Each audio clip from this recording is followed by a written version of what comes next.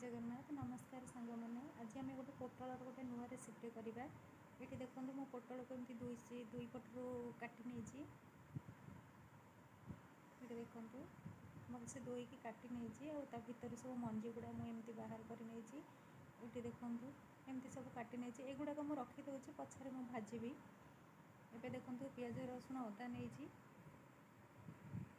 देखो ये जो पोटलर मंजी गुड़ा मुझे काढ़ी रखी ताकू भी ता मसला सहित मुझे मिसईकी बाटी नौ मंजी भी नष्ट करवानी देहर बाटीदेवा बहुत टेस्टी लगे।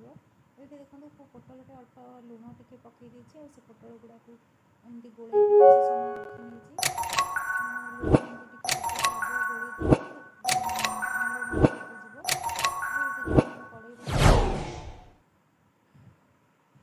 कड़े मोर गरम हो गला। ये देखो तेल मुँह पकई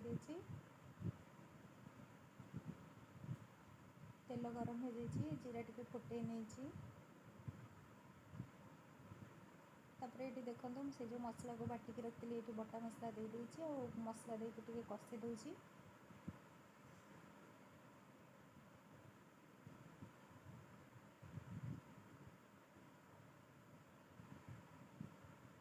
हलदी गुंड पकई देखो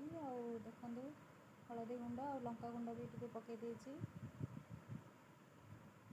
लंका गुंड और हलदी गुंड पकई कषि नौ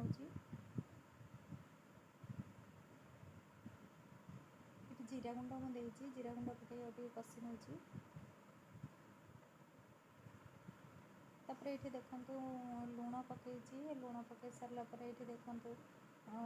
कटा टमाटो रखी पकई देती और टमाटो पकई कषि नौ टमाटोटा भलसे हवा पर्यंत कषि नौ ये मसला हो गला। ये देखो टे धनिया पत्र पकई देती धनिया पत्र से मसलार पकई पूरटा को प्रस्तुत कर देती ये पोटल देदेवा पूरा ये देखो मुझे पूरटा पोटल दे देती केते भलसे देती देखो एमती साइज रे दुई पट दे देती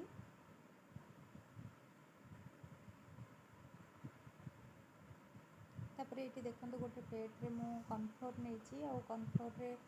दुई पट जो पोटलर मसला बाहरी न जावाई मुझे कॉर्नफ्लोर टाक एमती गोल नौ दुई पट टे थापिकी दे दूची ये तेल गरम हो जाए पकई दूची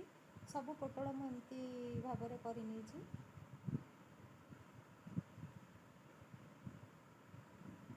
ये पोटल पकई दी किसी समय घोड़े दवा कहीं घोड़े देले पोटलटा सीझी ये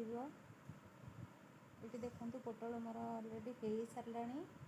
आउ कलर भी बहुत भल होती जेहेतु मो गोटे हाथ फोन धरुची तो मत काढ़ापी असुविधा होची।